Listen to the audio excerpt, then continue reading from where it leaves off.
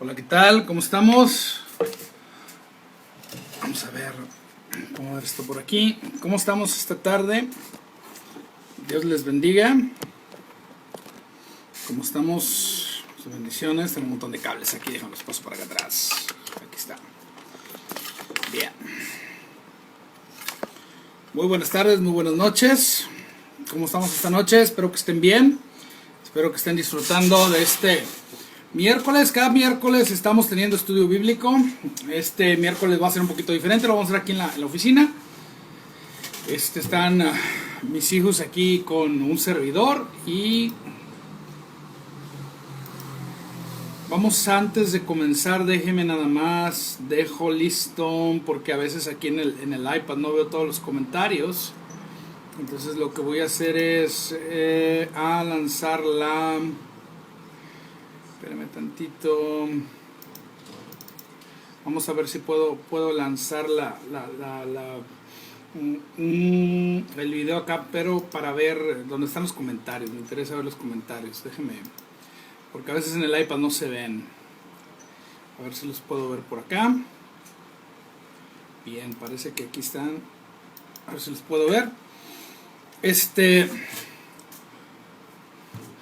Muy bien, bueno, pues buenas tardes. Vamos a comenzar. Estoy esperando nada más unos momentos que se conecte un poco de gente.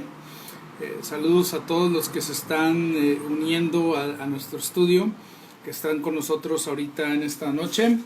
Y vamos a estar estudiando, seguimos estudiando el Evangelio de Juan. Y voy a esperarme nada más unos cuantos minutitos a que se empiece a conectar gente.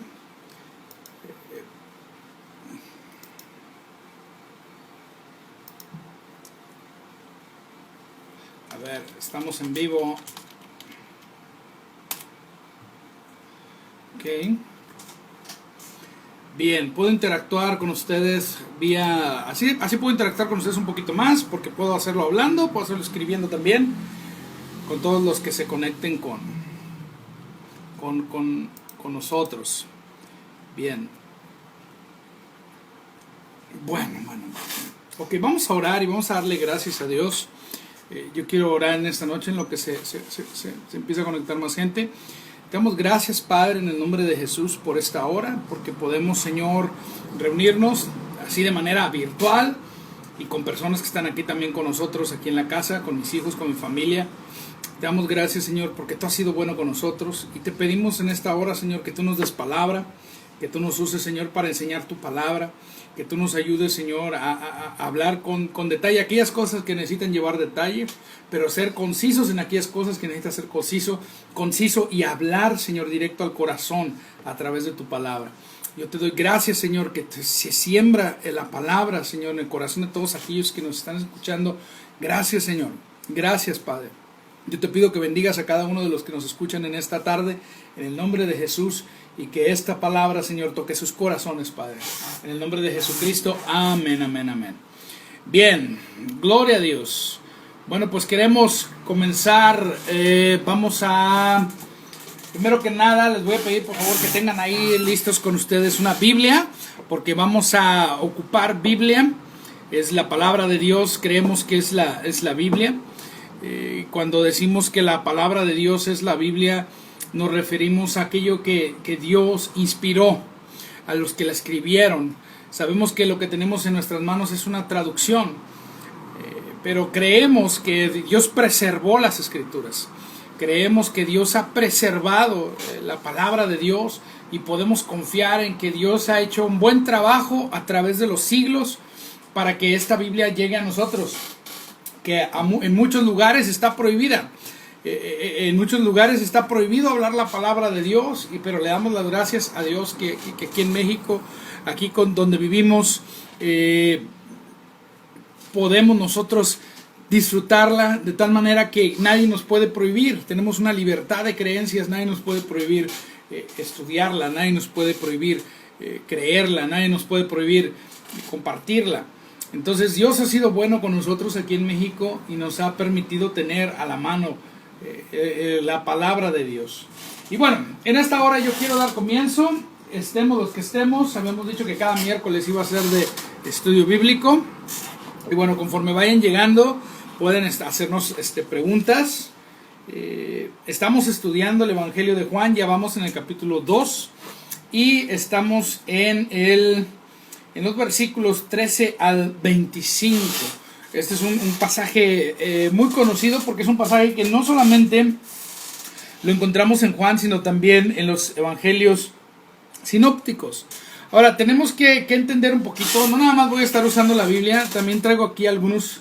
Yo les recomiendo a todos los que nos están viendo que consigan este libro. Es muy, bueno, a ver si lo puede ver bien. Se llama Comentario del Contexto Cultural de la Biblia, Nuevo Testamento, de Craig Keener. Es un muy buen comentario. Si usted quiere entender más acerca del contexto de lo que se está leyendo en la Biblia, este es un muy buen libro que te puede servir para el estudio. Cada vez que tú lees la Biblia y si hay algo que no entiendes del contexto, este es bueno para el contexto, para entender el contexto y las cosas que se están diciendo y la cultura que había en la época del Nuevo Testamento. Este es muy buen libro, yo te lo recomiendo y voy a estar usando, he estado más bien desde que comenzamos el estudio sacando cosas muy interesantes de aquí de este libro. Y estamos en Juan, en el capítulo 2. Bueno, habíamos dicho que Juan no era considerado uno de los evangelios sinópticos, sino que es un evangelio único. El cuarto evangelio, escrito por el apóstol Juan, fue escrito a finales del siglo I. Habíamos dado ciertos datos acerca de la historia de Juan. Y dejo aquí esto listo, porque de aquí quiero tomar algunos datos que le quiero compartir acerca del contexto histórico, que los tengo aquí separados. Bien, bueno, ¿alguien llegó? Pásale, ¿qué le pasa? Bueno, vamos a hacer unos ajustes porque está llegando gente y no vamos a caber aquí en este lugar, así que ténganme un poquito de paciencia porque vamos a hacer unos ajustes para el estudio bíblico. Espérenme un momentito. Ok,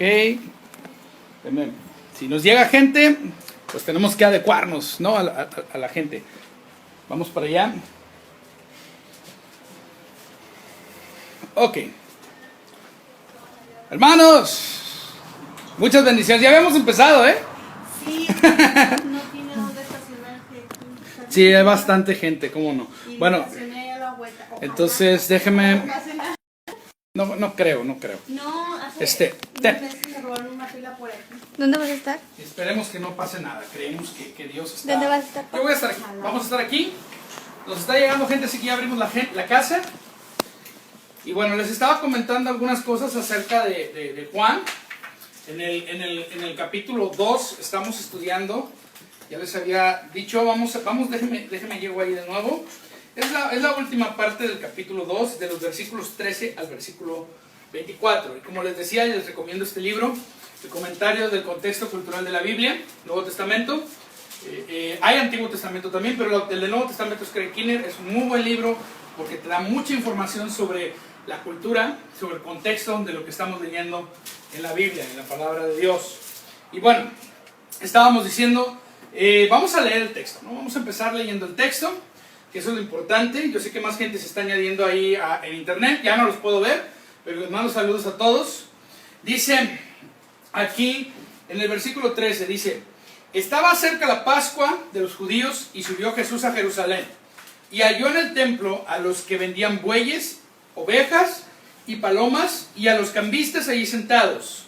Haciendo un azote de cuerdas, echó fuera del templo a todos y las ovejas y los bueyes y esparció las monedas de los cambistas y volcó las mesas. Y dijo a los que vendían palomas: quitad de aquí esto y no hagáis de la casa de mi padre casa de mercado. Entonces acordaron sus discípulos que está escrito: el celo de tu casa me consume. Vayamos un poquito al contexto de lo que estamos leyendo. Dice que Jesús, que estaba cerca de la Pascua, y cuando habla de la Pascua, no quiero que piense en lo que en términos modernos la cultura occidental, o bien la cultura que viene más de Estados Unidos, de Norteamérica, cree que es la Pascua, porque allá en Estados Unidos, lo que ellos le llaman la Pascua, celebran lo que en la frontera, por ejemplo, de México y Estados Unidos celebran lo que le dicen el Día de la Coneja. Y bueno, se supone que un conejito sale y esconde unos huevos. Yo no sé la historia, de verdad, de esa tradición, no la conozco. Por ahí la leí hace tiempo, no me acuerdo. La Biblia cuando menciona la Pascua no está hablando de eso en absoluto. Cuando habla de la Pascua está hablando de algo que ocurrió en el libro del Éxodo. Cuando Dios sacó al pueblo de Israel, escúcheme, de la esclavitud en Egipto. El pueblo de Israel durante más de 400 años había estado esclavo en Egipto. Y al estar ahí en Egipto, el pueblo de Israel creció mucho. Inclusive en ese lugar donde fueron esclavizados, Dios les bendijo, Dios les multiplicó. Y en un momento llegó Dios y a través de Moisés y de Aarón, Dios saca al pueblo de Israel de Egipto. Y ya a lo mejor ha visto usted la película de los 10 mandamientos o la película del príncipe de Egipto y ya sabe qué fue lo que sucedió, ¿no? Dios los sacó, partió el mar rojo y se los llevó y estuvo en una peregrinación en el desierto durante 40 años. Y ahorita no tengo tiempo de contar toda esa historia, porque no es lo que estamos hablando. Pero lo cuento como trasfondo de lo que estamos diciendo. Cuando habla la Biblia de la Pascua, está hablando de lo que sucedió en ese tiempo. Y si usted va, si lo quiere estudiar a fondo, eso lo puede encontrar en Éxodo, en el capítulo 12. Ahí viene explicado la Pascua. Durante la Pascua, Dios da ciertas órdenes al pueblo de Israel. Dice, habló Jehová a Moisés y a Aarón en la tierra de Egipto diciendo, este mes os será principio de los meses, para vosotros este será el primero en los meses del año. Pues ya con esto sabemos que cuando Jesús dice que va a la Pascua, a la fiesta de la Pascua, es el primer mes del año judío. Está hablando de que es el principio de los meses, ¿no? Y dice aquí, hablar a la congregación de Israel diciendo, en el 10 de este mes tómese cada uno un cordero según las familias de los padres, un cordero por familia, mas si la familia fuere tan pequeña que no baste para comer el cordero, entonces él y su vecino inmediato a su casa tomarán uno, según el número de las personas, conforme el comer de cada hombre haréis la cuenta sobre el cordero. El animal será sin defecto, macho de un año lo tomaréis de las ovejas o de las cabras, ¿verdad? Habíamos hablado también en clases pasadas acerca del sistema de sacrificios que había para poder acercarse a Dios. La palabra de Dios nos habla de que para poder acercarnos nosotros a Dios, el único que se puede acercar a Dios, vamos a decir así, debe ser alguien sin pecado. Pero todos nosotros hemos pecado. Entonces, en la palabra de Dios establece un sistema que se llama expiación, a través del cual se tiene que sacrificar una víctima inocente. Esta víctima viene a ser alguien vicario, es decir, toma el lugar. Vicario significa que toma el lugar de aquel que ha pecado, pagando la paga del pecado, valga la redundancia, y la Biblia dice que la paga del pecado es la muerte. Cuando Dios le da a Adán y a Eva aquel mandamiento, que no coman de aquel árbol en el Edén, de la ciencia del bien y del mal, dice, el día que coman de ese árbol ciertamente morirán. Cuando ellos comen del árbol, ellos son separados de Dios, y ese es el significado de la palabra muerte. Muerte en el Antiguo Testamento significa ser separado de Dios. Y esta muerte es una muerte de tipo espiritual, y es la antesala, o es el previo de la muerte física. Cuando la Biblia habla de muerte, no está hablando de dejar de existir, no está hablando de desaparecer, no está hablando de simplemente morir físicamente y que tu cuerpo se descomponga. No, cuando la Biblia habla de muerte, está hablando de lo espiritual que nace del pecado. El pecado nos separa de Dios y esa separación es muerte espiritual. Muerte espiritual es la paga del pecado.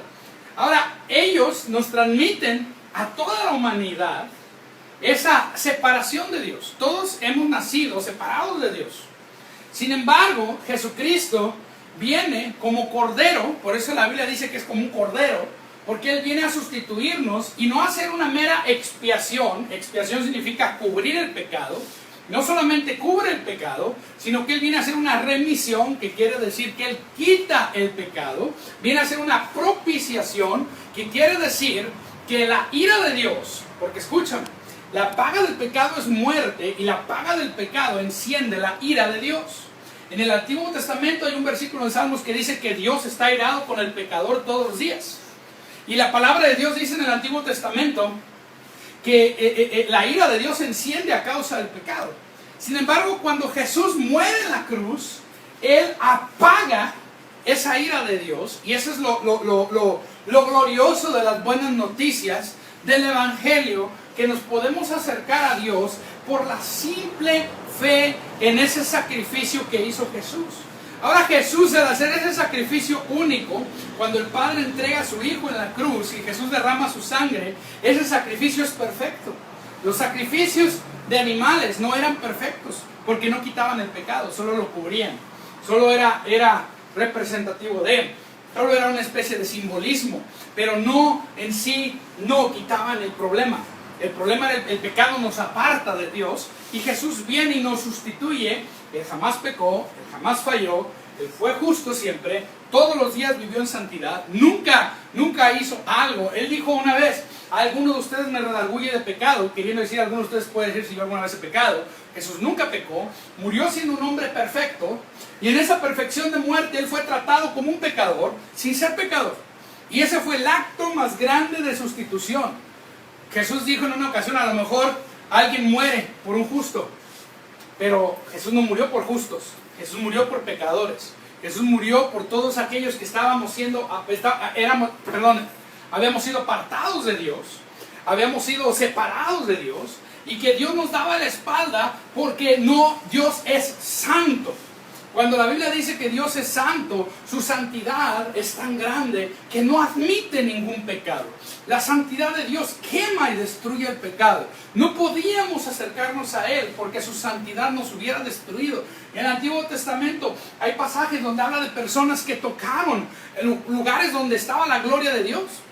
Por ejemplo, uno llamado Usa, que tocó el arca del pacto, que estaba la presencia de Dios en esa arca, y cuando la tocó fue fulminado por la santidad de Dios y murió debido a haberla tocado. En otra parte, unos trataron de ofrecer a Dios un sacrificio incorrecto, y dice que levantaron un fuego extraño, y fuego de la presencia de Dios salió y los quemó y los consumió, porque en pecado nadie se puede acercar a Dios. Pero gracias a Jesús que murió en la cruz, podemos acercarnos a Él por esa sangre que Él derramó. Y ahora Él demuestra que Él es el Señor y que Él es Hijo de Dios porque Él resucitó. Que no puede decir eso el líder de ninguna religión. Jesús es el único. ¿Dejas?